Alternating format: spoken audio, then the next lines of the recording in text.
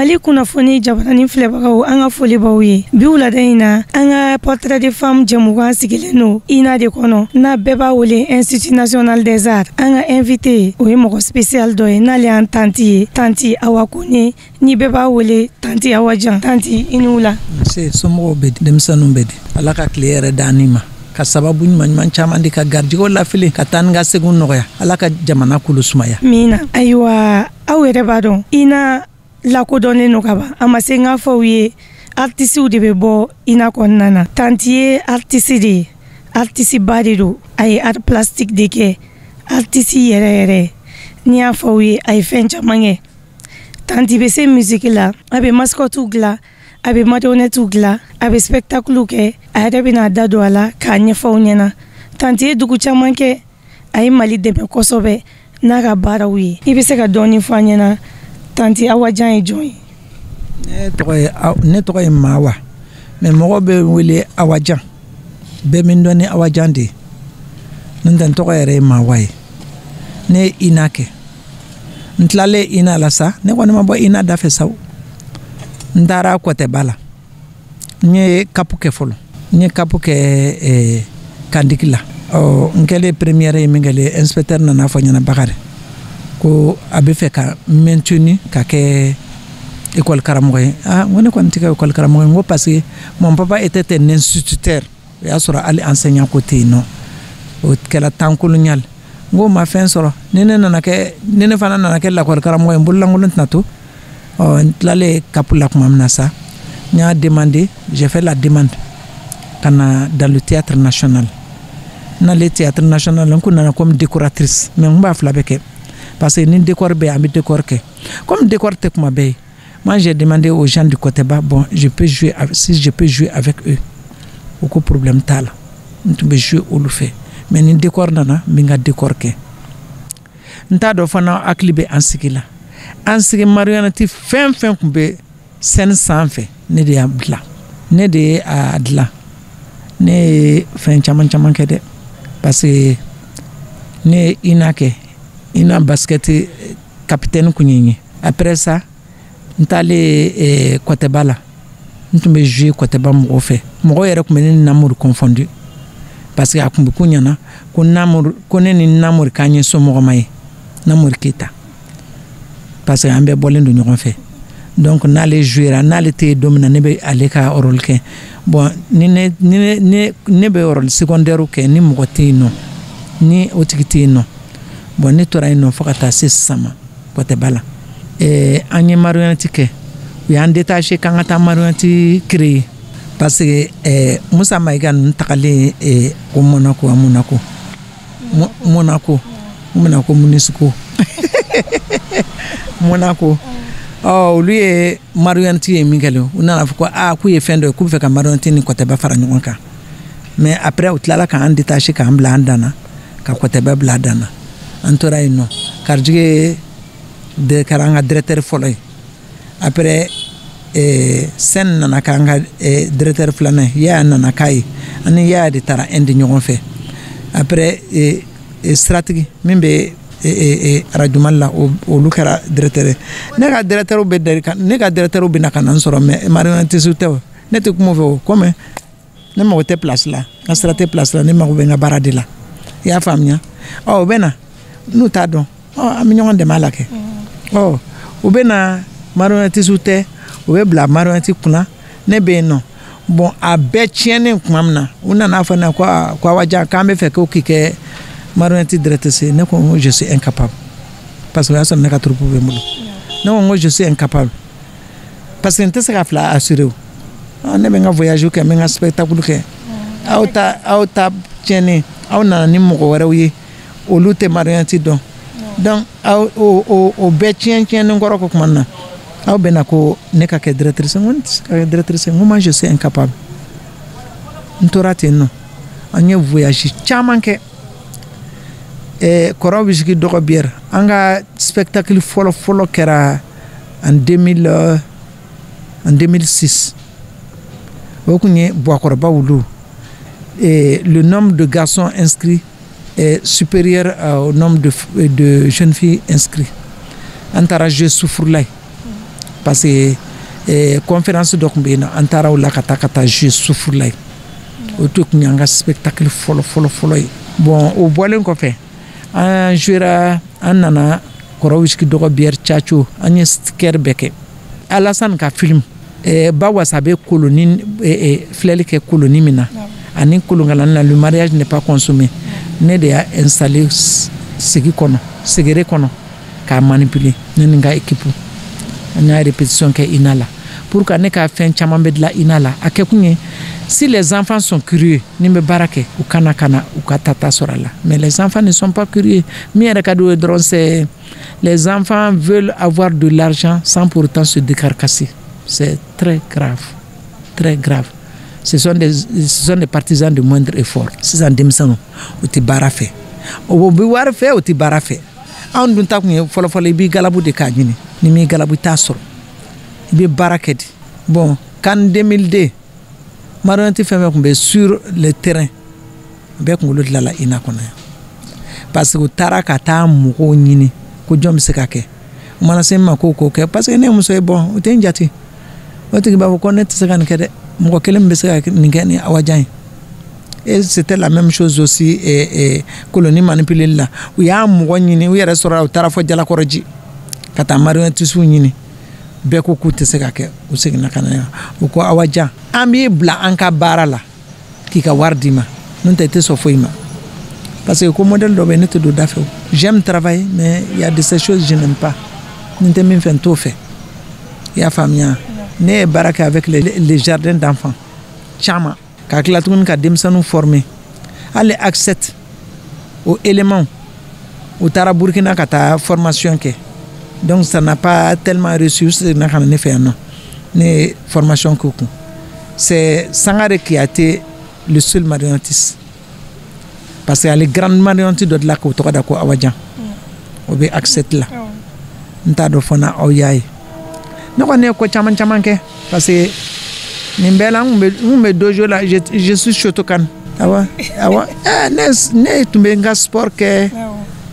n bɛ n ka baara kɛ dɔ tɛ dɔ sa o n bɛ n ka tableau kɛ bon ni baara tɛ yen je fais des tableaux ne ka so falen don tableau ne ka so falen don marionnette la so den kelen a falen don sɔnni marionnette yɛrɛ bɛna fɔ sa e ka so bila anw ɲɛ sa e k'anw to so kɔnɔ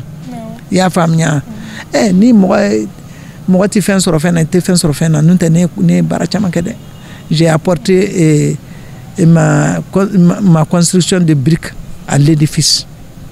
i y'a faamuya ne ye baara caman kɛ parce que j'ai travaillé avec les malades mentaux pendant 10 ans avec la Maldem a bɛɛ kɛra kuma kelen kɔnɔna quoi parce que pour pouvoir travailler avec les malades mentaux il faut étudier d'abord leurs documents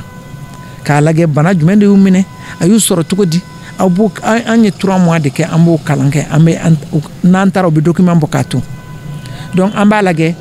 les maladies qui sont les malades n'olu ka fɛn c'est similaire an b'olu document fara ɲɔgɔn kan minnu ta minɛ cogo ye kelen ani minnu ta kɛ cogo ye kelen an b'o minɛ parce que i bɛ taa sɔrɔ bana kelen bɛ bɛɛ la mais a minɛ cogo tɛ kelen ye donc selon ça an bɛ spectacle kɛ n'a tigi ye cɛ ye ne bɛ rôle ta n'a tigi ye muso ye cɛman dɔ bɛ rôle ta bon an tun bɛ fatɔ encadrer parce qu'il y a des violents ni an ye théâtre daminɛ kabakurun tɛ yɛlɛ an ka scène kan bere tɛ yɛlɛ an ka scène kan tout ce qui peut blesser o tɛ yɛlɛ scène kan donc si le malade et s'il est violent i b'a sɔrɔ comédien dɔ b'a à côté gauche la comédien dɔ b'a à côté droit la ne bɛ ɲɛfɛ ne bɛ dɔnkili la ne bɛ ɲɛfɛ donc a laban fatɔ yɛrɛ tun bɛ confusion kɛ ne n'u cɛ u b'a fɔ k'a fɔ u taa ne minɛ ka ne lada u ka di somi kan u bɛ minɛ n bolo la n fana bɛ n yɛrɛ t'u bolo e ta ka jugu bi dɛ min t'u bolo bɛ taa ka taa n da u t'u ka finikolon fɛn se ka n da o kasa ma cɛ kuma la ne bɛ se ka 1 mois kɛ u ka odeur bɛ n ka fini nɔfɛ u ka odeur bɛ n kɔrɔ nɔfɛ ne tɛ se ka gɛrɛ mɔgɔ la ala ni kasa bolo parce que n m'a dɔn odeur sugu peut-être c'est le médicament je ne sais pas donc ni dar'u ka fini kan dɔrɔn odeur bɛ yɛlɛ i fɛ i bɛ se ka 3 mois kɛ odeur bɛ nɔfɛ i bɛ ni ko cogo cogo a kasa tɛ bɛ nɔfɛ moi je crois que c'est l'odeur des médicaments donc u tun bɛ ban k'u ka problème fɔ médecin traitant ye u tun b'u ka problème u tun b'u confier ne na n'u confier ne na n'an tilala côté thérapeutique la ne bɛ taa médecin traitant voir ne b'a fɔ ɲɛna ko bon i ka patient ka fɛngɛ in de problème ye in de donc n'i b'a traiter dans ce sens ne mɔgɔ caman furakɛra ten nɔ k'a kɛnɛya f'u rentrer la bon Maliens yɛrɛ tɛ ne dɔn yɛrɛ les Maliens ne me connaissent même pas je passe inaperçu ils ne me connaissent pas bon kan nana biennale nana daminɛ Musa Kɔnɛ ni Kamaraka u ye a bɔ ordinateur la ka na o ko maa wa i bɛ se ka dilan n ko ne kɔni bɛ se ka dilan n ko nin dilali tɛ foyi ye olu ye baara di ne ma ka taa o si ma se ka sunɔgɔ o sir'u ɲɛna ne ni n ka équipe ye baara kɛ jusqu'à 11h moins la nuit ici an ye côté carapace dilan k'a gulon parce que bɔ kun ka magan kojugu pour que a ka ja ka forme sɔrɔ an ye bɔ dulon an taara dugu jara u solila ka na fayirida fɛ ka na a lajɛ k'a sɔrɔ an tilala carapace dilali la o ko ko maa wa i bɛ se ka dilan bon ne ye côté dilan ka côté livrer don min na o dugusajɛ a fɔ o sufɛ ne kun kan ka taa Faransi pour un spectacle donc ne ye côté livrer vers 18h 20h kun ye ne ka rendez-vous ye ne taara o la bon Kayita ne de ye Kayi mascotte fana dilan bon tɔ ɲɛma dugula n na Mali tɛ yan tɔ ɲɛma dugula n na bon donc o tora ten nɔ o kɛra ko bannen ye sisan sa comme u yɛrɛ taara ɲɛnabɔ ka dɛsɛ u seginna ka na ni mascotte ye ko n ka mascotte dilan c'est l'emblème de la biennale normalement ça ne doit pas être changé mais comme Mali do ni wari bɛ fɛn na bon bɛɛ b'a essayer ka négocier a tacogo la pour que u bɛ se ka dɔ kɛ u seginna ka na n'a ye ne kɔni ye baara kɛ Mopti ta kɛ donc u nana Kɔtɛ ta sɔgɔmada in na donc u nana ka na Kɔtɛ ta sɔgɔmada in na comme ouverture ye le 6 ye ni mɔgɔw ye télé filɛ la o la u bɛ n'a ye parce que critique tɛ ban ne bɛ sɔn critique ma ne ye baara caman kɛ mais Maliens ti n dɔn ne yɛrɛ t'a ɲini mɔgɔ k'an dɔn parce que ne tɛ tɔgɔ nɔfɛ ne bɛ min nɔfɛ o ye n ka baara ye bon ne ye mɔgɔ caman former mɔgɔw tun bɛ bɔ extérieur la ka na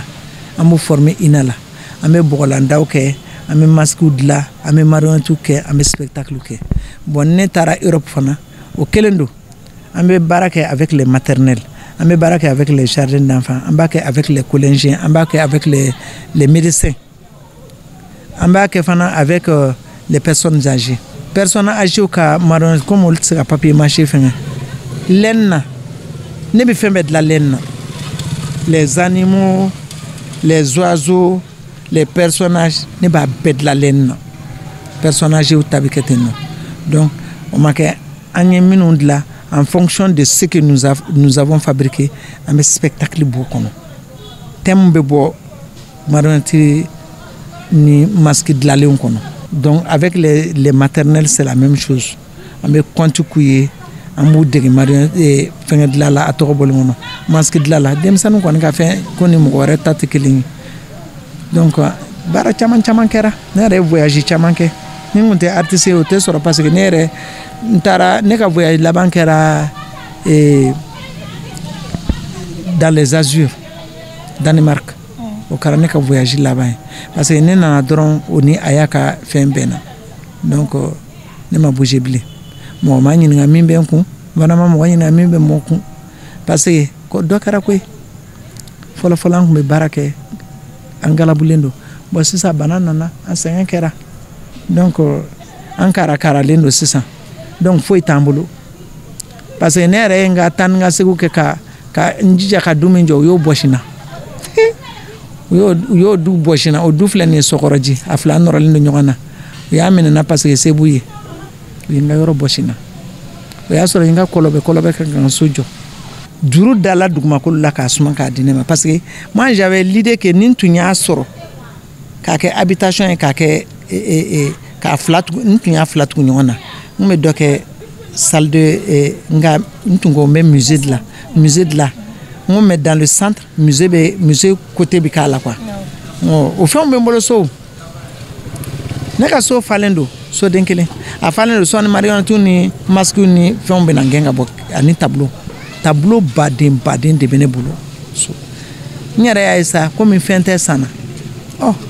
masque kelen nu kun bɛ sa tubabu minnu kun bɛ na u kun bɛ masque kelen san bɔn sisan foyi tɛ san na n'i ye baara kɛ i bɛ taa ka taa dɔ fara i kun dɔɔni kan n ye baara jɔ nin baara bɛ yen n bɛ baara kɛ ni baara tɛ o bannen je suis comme cela baara ka di n ye n ka art ka di n ye parce que n ye tɔgɔ sɔrɔ n ka art la au moins hali ni ma tɔgɔ sɔrɔ n ye voyage n ye parce que n'i ma fɛn sɔrɔ n'i voyagera au moins i na fɛn ye i na fɛn mɛn i bɛ fɛn dɔ faamuya ne kɔni ta kɛra ne ta kɔni kɛra o ye n'o tɛ n ma foyi sɔrɔ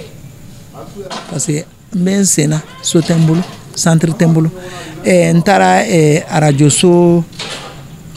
in tɔgɔ bɔlen filɛ n kɔnɔ min filɛ nin ye n pɔn kura ɲɛkɔrɔla la troisième point ɲɛkɔrɔla la renouveau n taara yen n kumana mɔgɔ y'a apprécier bɛɛ ko ma yanni dugu ka jɛ n'i ye min sɔrɔ i garisigɛ n'i ye min sɔrɔ i garisigɛ foyi f'an filɛ ko nɔ min na ne ma dɔrɔmɛ kelen sɔrɔ mɔgɔ ma dɛmɛ n duma mɔgɔ ma foyi n y'a fɔ yɛrɛ les gens ont apprécié a danna ye fɛn min ye spectacle kɛ u b'a fɔ sura n y'i ka spectacle ye i ka spectacle jara o ye Mali wari y'i bolo parce que n'i y'o yɛrɛ ɲininka u b'a fɔ k'an ye diɲɛnatigɛ fɛn bɛɛ sɔrɔ ko fɛn bɛɛ b'an bolo foyi t'an bolo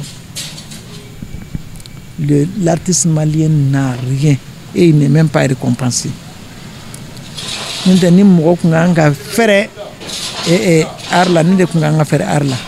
parce que moi je pars dans tous les sens ne ye top kɛ le 26 août 2000 ne ye top étoile kɛ moi j'ai chanté o dɔnkili kun ye yuguba y'i fo ye ya yuguba y'i fo mais comme a ma ɲa sa ne ye n yɛrɛ lafiya ni n ka dɔnkiliw sigilen filɛ je chante n tun bɛ gɔni fɔ n y'a jɔ parce que farikolo yɛrɛ dimi kɔlɔkɔlɔ tɛ tɔ tɛ kɔlɔkɔlɔ la donc fɛn caman ne tun bɛ activité caman kɛ ne tun bɛ crochet kɛ ka naperon dilan bon ɲɛ fila bɛ opéré la donc naperon dilan o jɔra bɔrɔ falen don bolo naperon na ne tun ye centre sɔrɔ sa walikelen ne tun ye yɔrɔ sɔrɔ sa logement ka kɛ centre kɔnɔ au moins o de tun bɛ diya n ye n'a yɔrɔ surunyana ina la c'est bon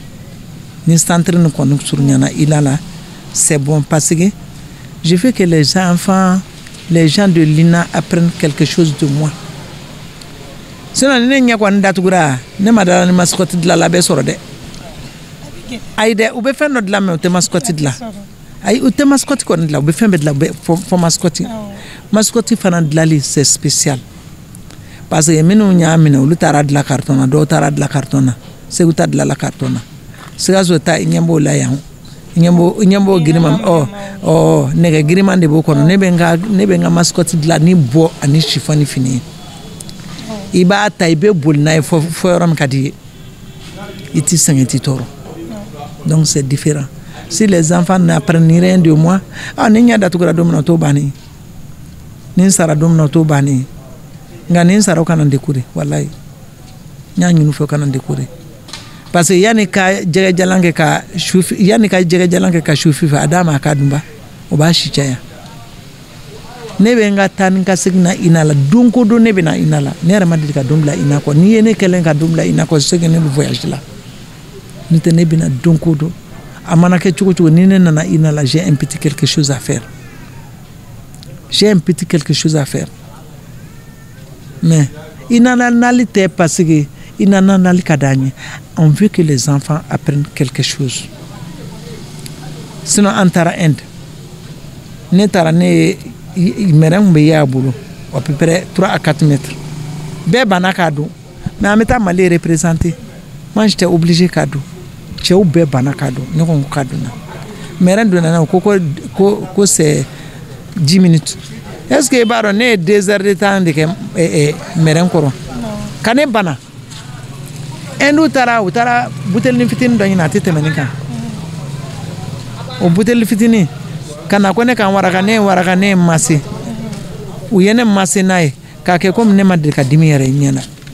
fɔ sisan olu ye n furakɛ ne tɔgɔ taara Inde dɛ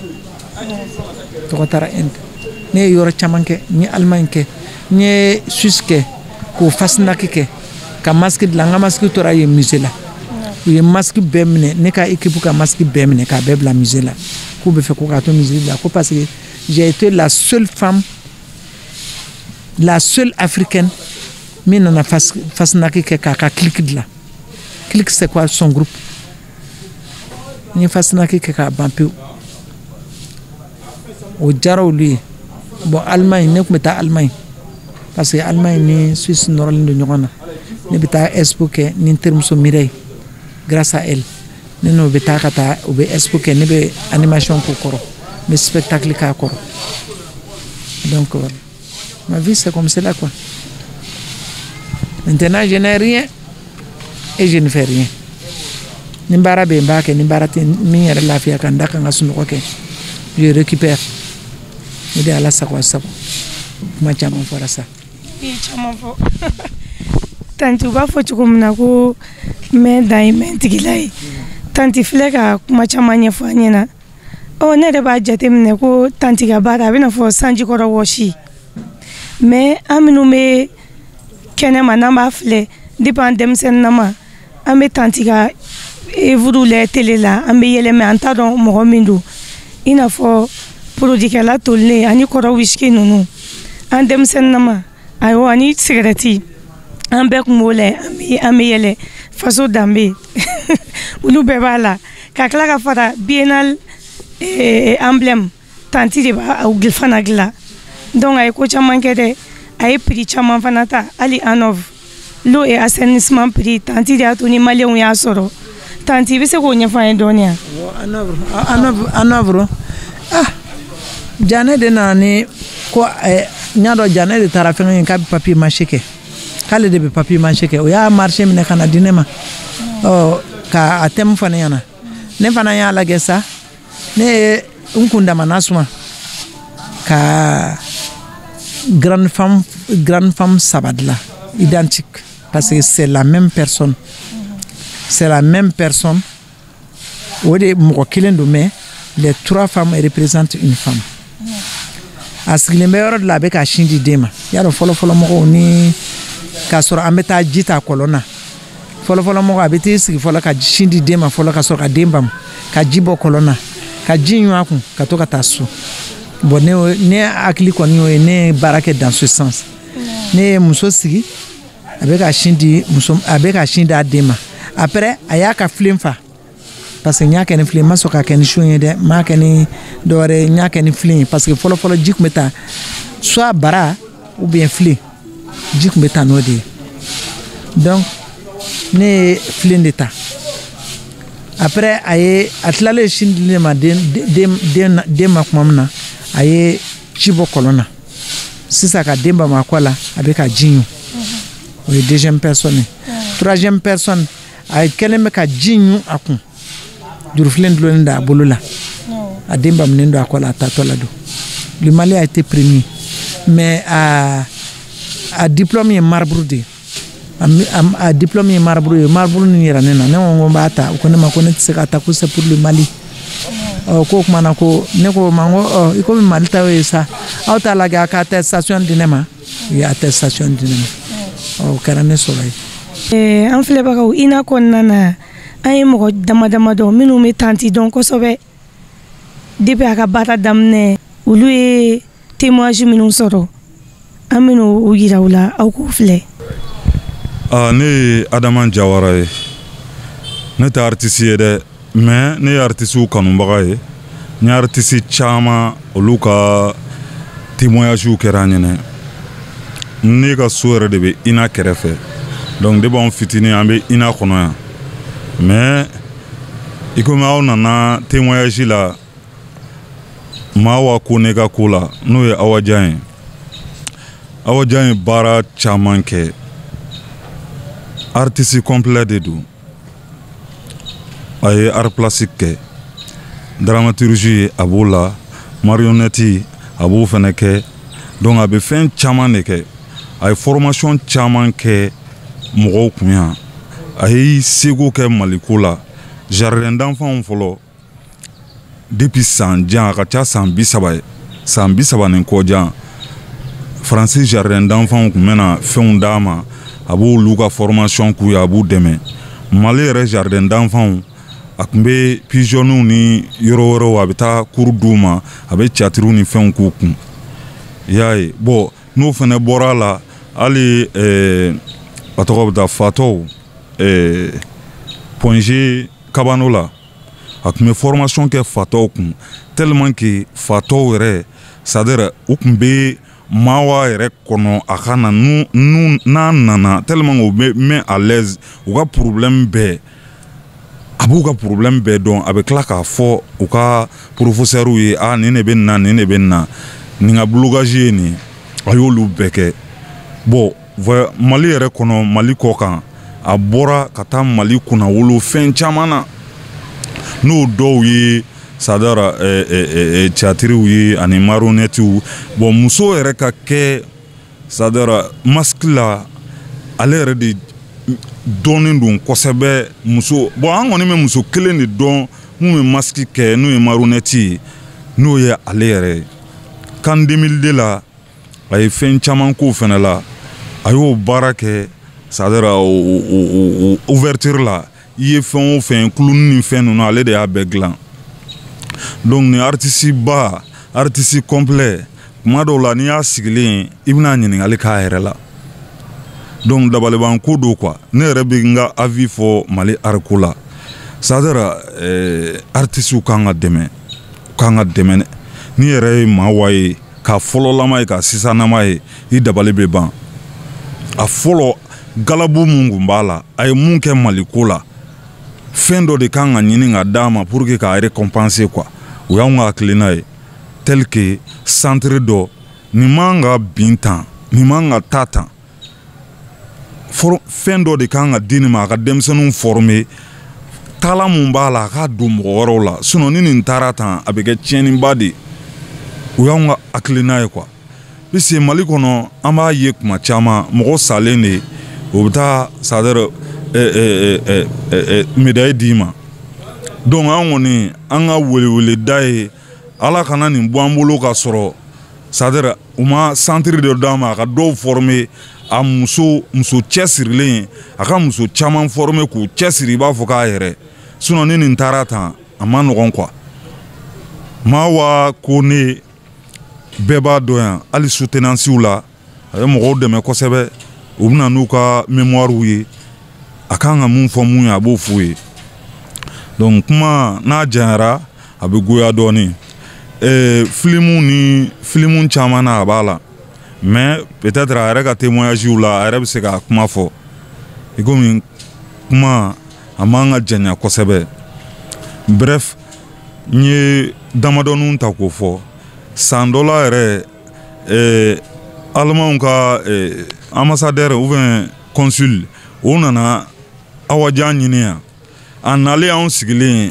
a ko où est Mawa Koné a yirala la a ko non ko c'est pas vrai ko a taara mun kɛ Allemagne ka na tan k'ale b'a ɲɛnɛ k'a bɛna garde corps ni fɛn suguya bɛɛ de sɔrɔ a kɔrɔ yan o yɛrɛ dabali banna quoi donc Mali artistes mɔgɔw ka u lajɛ surtout gouvernement yɛrɛ ka u lajɛ quoi u kan ka mun k'u ye u ka k'u ye sinon artistes sɛgɛnnen non kosɛbɛ kuma bɛɛ ORTM yɛrɛ la i b'a ye welewele da de bɛ kɛ ko ka dɔ ɲini ka di dɔw ma o man kɛnɛ ou bien c'est décevant quoi c'est décevant bon a kɔni bon an hakilina y'olu ye et puis mɔgɔw bɛɛ b'a kalama ko artistes ɲaninen don quoi ne tɛ artiste ye mais c'est-à-dire il faut k'an ka nin yɔrɔ fɔ quoi n'i y'a ye anw yɛrɛ mɔgɔ caman ma don art kɔnɔ artistes mɔgɔ b'u kɛ mɔgɔ lankolon de ye k'a sɔrɔ dugu tɛ jɔ ni artistes tɛ kulonkɛ artiste bɛ wele sɛbɛko artiste bɛ wele hali biennale na ina c'est-à-dire ina ma impliqué directement mais ina écoledenw de bɔlen non ka taa seli kɛ u kunfɛ biennale la o ye faso dɛmɛ dɔ de ye donc il faut que u k'u récompenser donc maawa ka kuma don n ye a tɔgɔ bɛ taa tɛmɛ nin yɔrɔnin fɛ donc ne bɛ bɔ kuma la. bon aw nana ɲininkali min kɛ wulada in na vraiment a diyara ne ye a bonyana ma ne yɛrɛ artiste komi maawa bon an ka ɲɔgɔn dɔn sɔrɔla marionnette de fɛ depuis 83 y'a ye ne yɛrɛ ne tun bɛ orchestre de la ne tun bɛ Badema national de la bon mɔgɔw bɛ n dɔn ne Cheikh Badema ou bien dɔ bɛ n wele Cheikh sinon ne tɔgɔ yɛrɛ yɛrɛ Seku Konate mais n'i ko Seku Konate ni n dɔnbaga yɛrɛ yɛrɛ tɛ mɔgɔ tɛ n dɔn bon après n bɔlen Badema na maintenant sɔrɔla ka na ne ka taa marionnette la pour que u ye mɔgɔ dɔw ta minnu bɛ fɔli kɛ parce que marionnette la bɛɛ de jumelelen don fɔlikɛla b'a la dɔnkɛla b'a la marionnettisiw fana b'a la i y'a faamu donc u y'an fara ɲɔgɔn kan ala y'a kɛ ne ma wa an taara voyage janba dɔ kɛ Hindu ka jamana kan taara an ye voyage dɔ kɛ Hindu ka jamana kan bon mɔgɔ dɔ vraiment Hindu yɛrɛ y'a ka talan ye c'est-à-dire ces gens ils ne revenaient pas quoi k'a fɔ est-ce que ni mɔgɔ sugu dɔ bɛ se ka sɔrɔ Afrique kɔnɔ i y'a faamu mais u y'a ka talent reconnu bon an fɛ yan nɔ qu'est-ce qu'on voit minnu tɛ art dɔn généralement u b'o de ta k'o bila an ka fɛnw na bamananw b'o de fɔ ko mɔdɔ ko fɛ ko bozo tɛ mɔdɔ fila tɛ mɔgɔ fililen dɔn fɛn na dɔnkilidala fililen dɔn fɛn na généralement o de b'an kunna u bɛ mɔgɔw bila art kunna minnu t'a dɔn i y'a faamu o de kelen bɛ handicap ye jusqu'à présent cet handicap là persiste jusqu'à présent depuis indépendance fo kana se bi ma o de bɛ kelen de bɛ sen na fɛn di mɔgɔ ma min b'a dɔn mais ne ye fɛn di mɔgɔ ma min t'a dɔn a tɛ se ka taa o c'est pas possible a tɛ se ka taa o a tɛ se ka taa o prenons le cas de Ali Farga Touré et de Toumani c'est pas des intellectuels mais connaissance min b'u la n k'u taara Amérique awar de bɛ sɔrɔ ten manamanako la awar tɛ sɔrɔ manamanako la koyi c'est déjà mɔgɔw bɛ yen nɔ minnu ye musique kɛ depuis à bas âge depuis à l'âge de 5 ans a bɛ t'u dɔw ka de musique la i y'a fɔ u bɛ fɛnw kɛ ka fɛnw ko u musique kalan ka musique kalan ka taa université la ka musique kalan ka tila ka taa conservatoire la mais n k'olu cira ɲɔgɔn na u ma datu la wa siɲɛ joli joli u b'a datu la c'est à dire il faut que Mali k'a lajɛ sa u ka kow taabolo yɛlɛma dɔɔni bon n'u sera ka yɛlɛma a kunna a bɛ sɔn an ma sinon an ka mɔgɔ caman taara ten nɔ mais n bɛ se ka exemple caman d'i ma Bazumana ninnu qu'est-ce qu'ils ont eu quoi les Jelibaba qu'est-ce qu'ils ont eu les Mama là Morikanté là c'est déjà les Casemadi si c'est pas tout dernièrement là ni IBK de bolo de Casemadi qu'est-ce que mu sera ka mun ne ko ye celle-là c'est une pionnière celle-là c'est-à-dire gouvernement kan ka lajɛ mɔgɔ tɛ yen nɔ bi mɔgɔ min bɛ se ka marionnette dilan bi mɔgɔ tɛ yen min bɛ se ka marionnette fɔ ka tɛmɛ awa kan Mawa kan donc k'a lajɛ hali n'u ma yɔrɔ dɔ tɔgɔ d'a la mais k'a lajɛ ka centre dɔ d'a ma pour que a bɛ se ka génération ninnu génération future a bɛ se k'olu dɛmɛ baara la cogo min na pour que baara nin kana kɛ fɛn tunnen y'a ye parce que ne ma ala ka a kɛra cogo to a bɛ kɛ quoi a bɛ diya de sinon a kɔni kɛra cogo to an bɛɛ bɛ taa o sinon n'a tɛ don min na a bɛ kɛ fɛn tunnen Mali bolo ko i y'a faamu bon n'o fɛn na tuguni bɛ tila ko bɛna média dɔ disque la o bɛ mun de média de yan'a ka mɔgɔ min dɛmɛ a ka baara kɛ ne o tɛ yen nɔ tuma bɛɛ a b'o manamana ko de la ka média dɔw disque la moi je crois que c'est zéro quoi ah bon ne tɛ se ka n da ni n ko n b'a ka kuma tɛ ban i y'a faamu n kɔni b'a deli ɲɛmɔgɔ fɛ k'o lajɛ sa hali bi k'a lajɛ ka i ɲɛsin artiste ma pour que an ka art ninnu bɛ se ka to a nɔ la ne kɔni o de kɔni bɛ ne fɛ k'a fɔ a ɲɛna muso min ye nin ye a ɲɔgɔn tɛ yan nɔ sous-région tila bɛɛ nana ale de ye sous-région tila bɛɛ dege Côte-d'Ivoire o Burkina o bon ma yɔrɔ min ye fo n'a kɛra Sénégal Togo ni Benin ninnu a bɛɛ ne ma f'i ye n ko an taara Inde ɲɔgɔn fɛ wa Hindu yɛrɛ impressionné la cogo min na a ye Hindu yɛrɛ impressionné cogo min na bon ne bɛ bɔ kuma na vraiment kuma ka gɛlɛn quoi i y'a faamu hali bi an bɛ welewelekan min d'u ma u k'a lajɛ k'u ɲɛsin artiste ma u ka artiste dɛmɛ sinon vraiment dɔ kɛra sa koyi voilà. Ne tɔgɔ ye Gawusu Lamine Diallo, ne ye artiste comédien sortant de l'ENA du conservatoire, mais aujourd'hui me scénographie ani régie domaine de kan kosɛbɛ kosɛbɛ ka tɛmɛ jeu d'acteur kan. ne b'a fɔ n ko Tani Awajan a ka kan yɛrɛ n k'a fɔ de n ko maman parce que mɔgɔ min don déjà a ye ne ta depuis n fitininama depuis vraiment à zéro quoi a ye ne ta ani ne ba yɛrɛ u jɛra ka tournée caman kɛ u kun bɛ ne ta Mali la fo sous région na après ka tila ka na INA la n nana ka n'a sɔrɔ yan nɔ mɔgɔ min don génération caman tɛmɛna a ye caman ye yan nka a min bɛ yen nɔ k'a ka kangari da kan t'o bolo bi ka baara kɛ o de fana ka dɔgɔ a bɛ taa ka tigi sɔrɔ i b'i ka baara la o kɛra répétition o kɛra i ka œuvre d'art ye hali n'i m'a wele a bɛna jɔ k'i lajɛ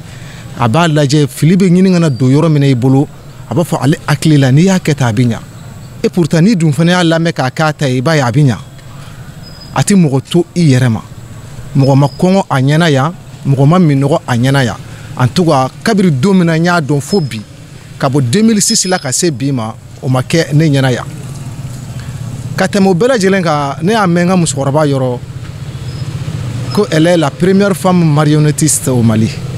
sinon dans la sous-région a bɛ se ka kɛ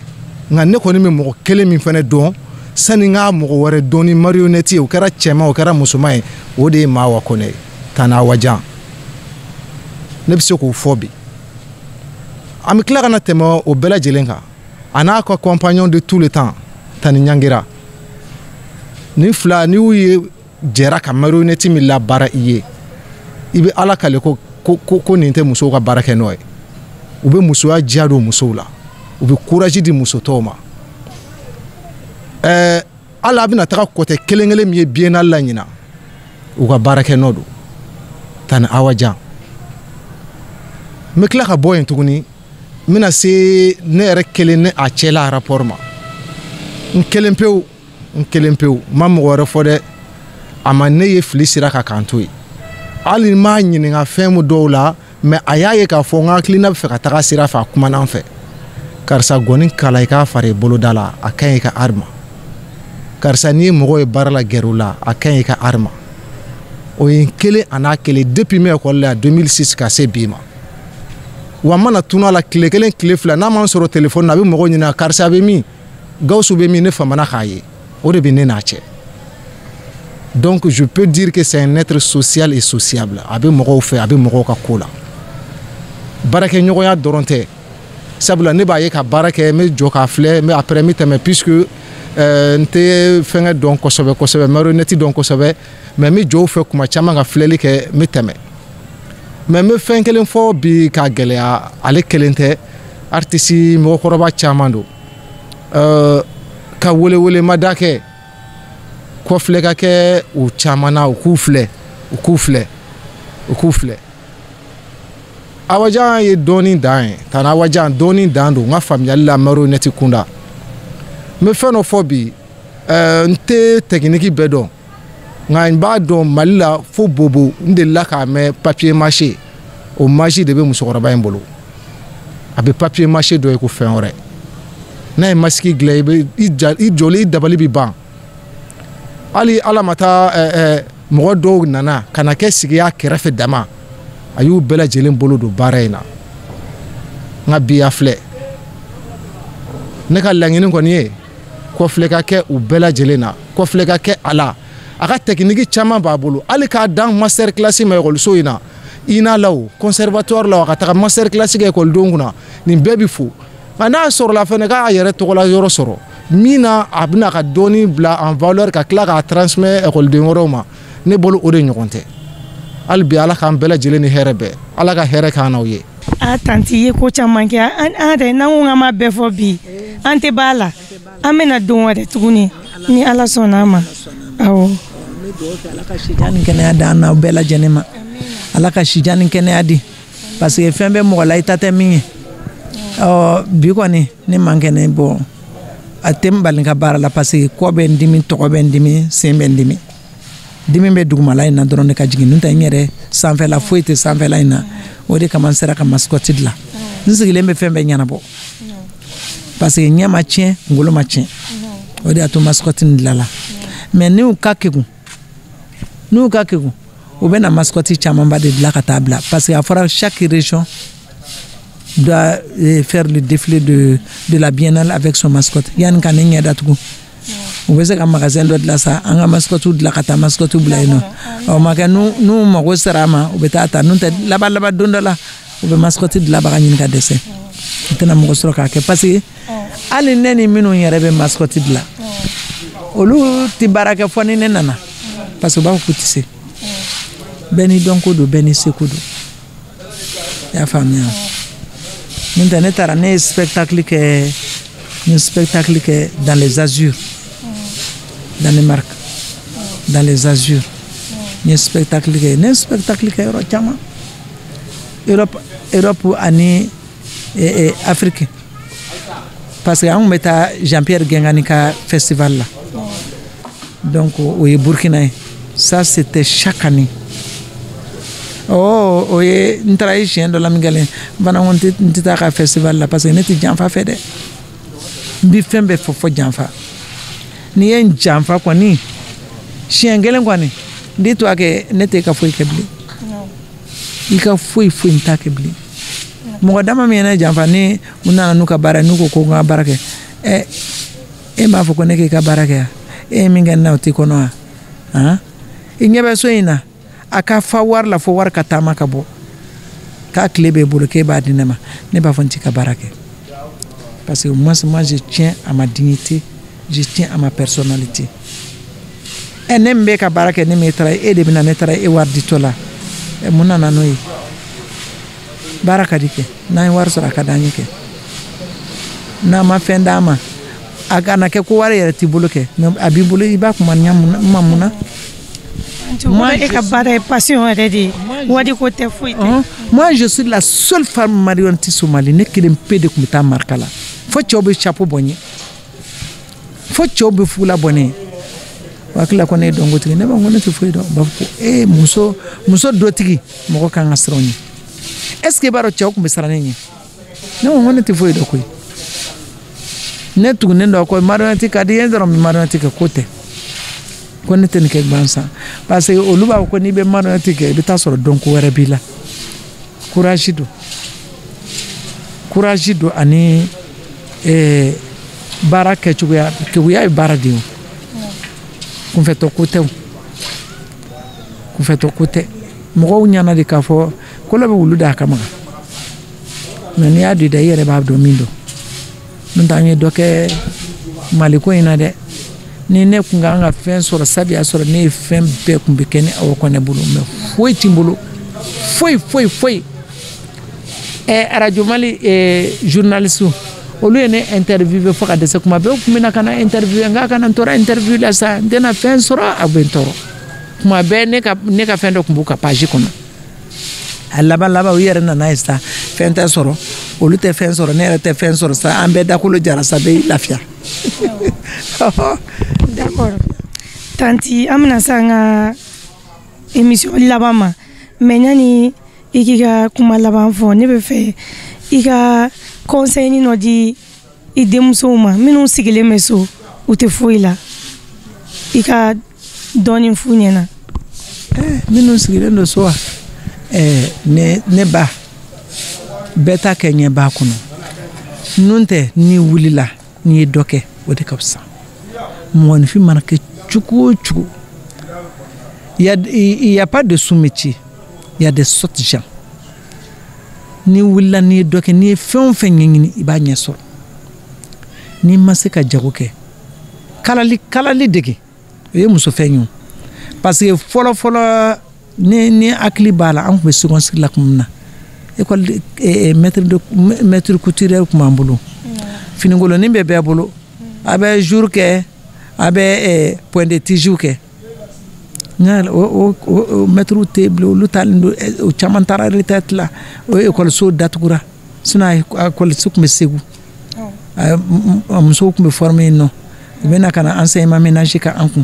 o ba ande tobli ke chugula o ba ande couture ke chugula o ba ande crochet ke chugula o ba ande lenage la ni bede kumbe apprend école la folo muru kile watla ni bede kumbe apprend mais c'est ça demsam te feka fuike sinon ni muso munum be no fana willa bi doke baara bɛɛ tɛ se ka da tobili ma o baara bɛɛ tɛ se ka da fana feere ma o a k'a lajɛ aw ka fɛn wɛrɛ kɛ min to ye n'o tɛ hali pupe an bɛ denmisɛnninw ka pupe min san yuguyugu la an ka farafinmusow bɛ se ka dilan n'i y'a dilan n'i ta feere moins cher a tɛna san n'i yɔrɔ dɔnna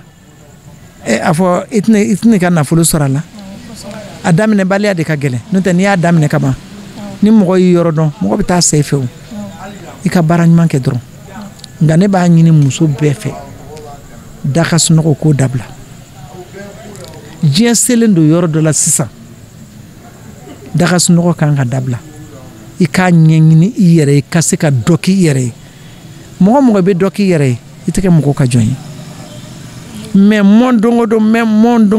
o don i tɛ se ka mɔgɔ ka tiɲɛ fɔ a ɲɛna dis-moi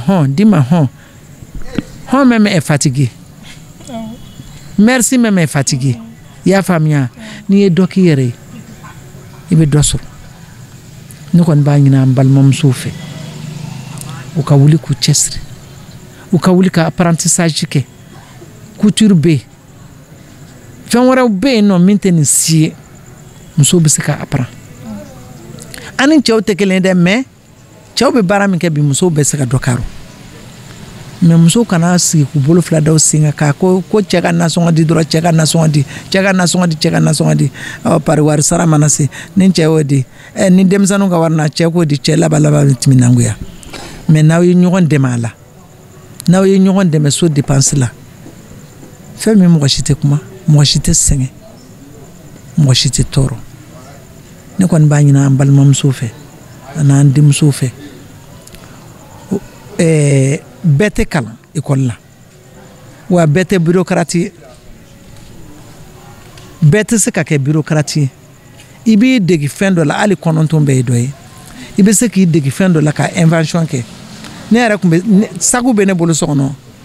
o sac ne yɛrɛ de y'a dilan ka inventer n yɛrɛ ka sac dilan kɔnɔ na a bɛ ne bolo so ni n ko n b'a feere n bɛ nimisa n b'a bila parce que chef d'œuvre don ni ye ne bila bi ko n ka dilan n b'a fɔ n ko n t'a dilan parce que ɲɛw bannen don farikolo bannen don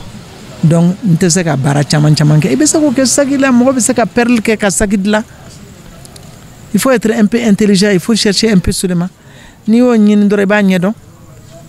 crochet ni ti denmisɛnninw ye ka crochet kɛ sisan sinon fɔlɔ mɔgɔ tun bɛ mouchoir ni crochet i b'a sɛbɛn ka mon chéri mon cœur i b'o olu sɛbɛn k'a mouchoir ni ko k'a jɛ k'a da crocheter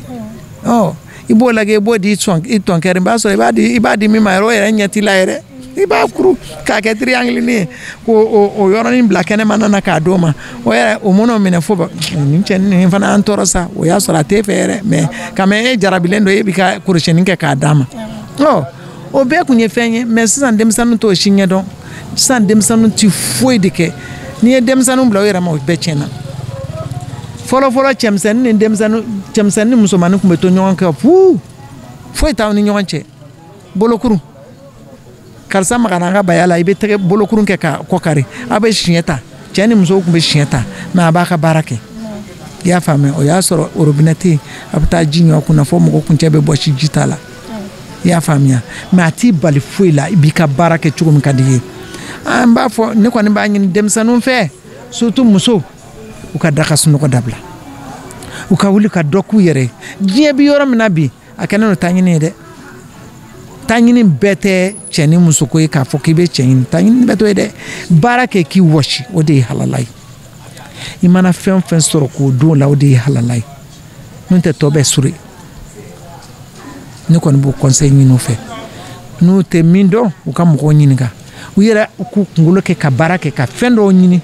k'o créer k'o kɛ kɔtɛ in mɔgɔ ma ne dege kɔtɛ la o ne ka imagination de nana ni mascotte dilanli ye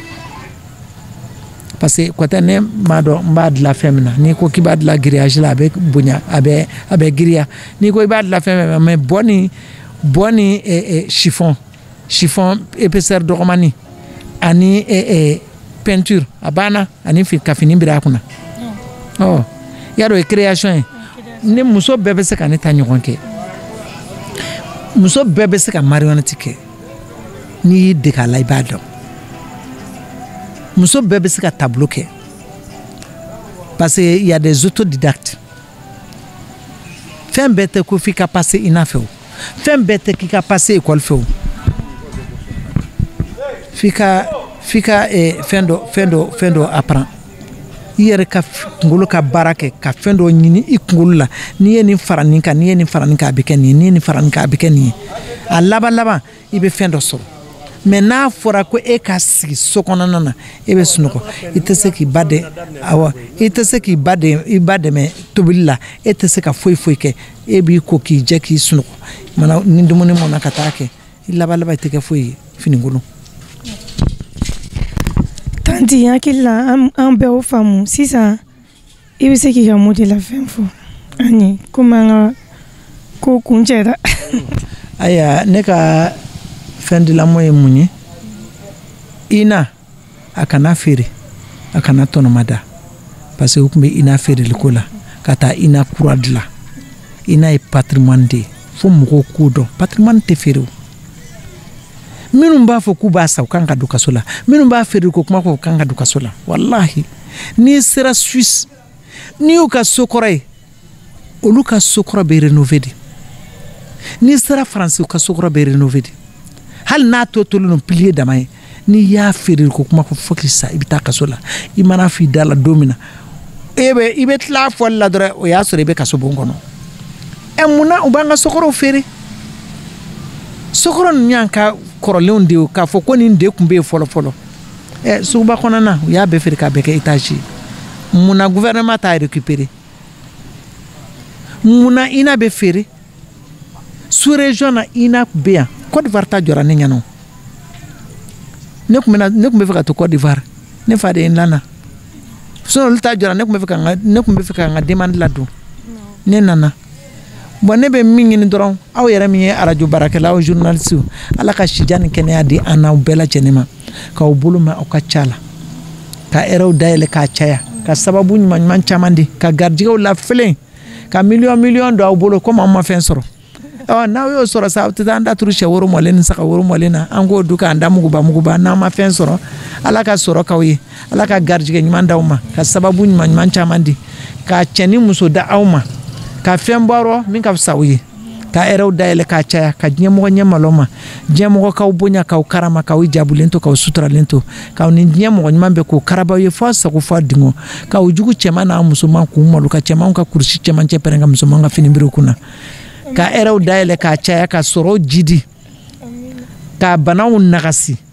ka kɛnɛyaw jidi ka ɛrɛw dayɛlɛ k'a caya ka sababu ɲuman caman di ka barika don aw fɛko la ka barika don aw ka kɛta la ka barika don aw bɛ min kɛ la ka barika don la ka ɛrɛw dayɛlɛ k'a caya ka sababu ɲuman caman d'aw ma ka sutura birifini belebeleba kɛ ka nin bɛɛ lajɛlen datugu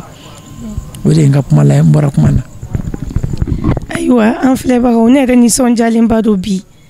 parce que an sera ka tanti sɔrɔ wuladen na ka kuma fɛ tanti yɛrɛ y'a bɛɛ fɔ ka ban wa o yɛrɛ y'a bɛɛ mɛn donc tanti mago bɛ dɛmɛ de la dɛ Ala ka mɔgɔ ɲumanw bɛ yen a ko k'a bɛ fɛ ka centre de jɔ centre in a b'a ka œuvre bila kɔnɔ an bɛna a ka numéro an b'a bila an ka émission laban na ni mɔgɔ min bɛ fɛ ka dɛmɛ o tigi bɛ se k'a contacter an ye min sɔrɔ wuladen in na ka fɔ aw ye o de kun ye nin ye a k'an bɛn don wɛrɛ.